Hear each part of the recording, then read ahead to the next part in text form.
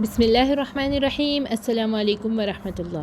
26ویں روزے کے وظائف: بعد نماز فجر دعائے جمیلہ 3 مرتبہ پڑھیں۔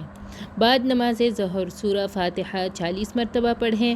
بعد نماز عصر سورہ طلاق آیت نمبر 2 25 مرتبہ پڑھیں۔ بسم اللہ الرحمن الرحیم۔ فَإِذَا بَلَغْنَ أَجَلَهُنَّ فَأَمْسِكُوهُنَّ بِمَعْرُوفٍ أَوْ فَارِقُوهُنَّ بِمَعْرُوفٍ وَأَشْهِدُوا ذَوَيْ عَدْلٍ مِّنكُمْ وَأَقِيمُوا الشَّهَادَةَ لِلَّهِ ذَلِكُمْ يُوعَظُ بِهِ مَن كَانَ يُؤْمِنُ بِاللَّهِ وَالْيَوْمِ الْآخِرِ وَمَن يَتَّقِ اللَّهَ يَجْعَل لَّهُ مَخْرَجًا۔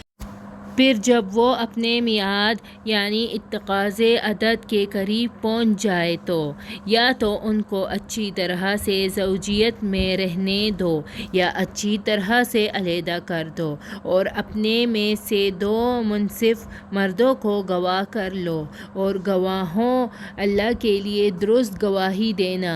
ان باتوں سے اس شخص کو نصیحت کی جاتی ہے جو اللہ پر اور روز آخرت پر ایمان رکھتا ہے، اور جو کوئی اللہ سے ڈرے گا وہ اس کے لیے رنج و محن سے خلاصے کی صورت پیدا کر دے گا۔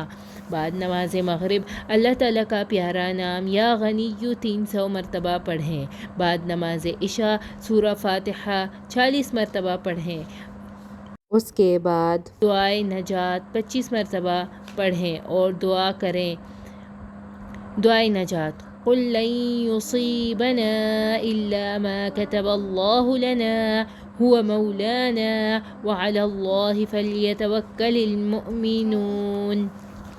کہہ دیجئے کہ ہرگز ہرگز ہمیں نہیں پہچانتا مگر وہی جو اللہ تعالیٰ نے ہمارے لیے لکھ دیا ہے، وہ ہمارا مالک ہے، اور اللہ تعالیٰ پر ہی اہل ایمان بھروسہ اور توکل کرتے ہیں۔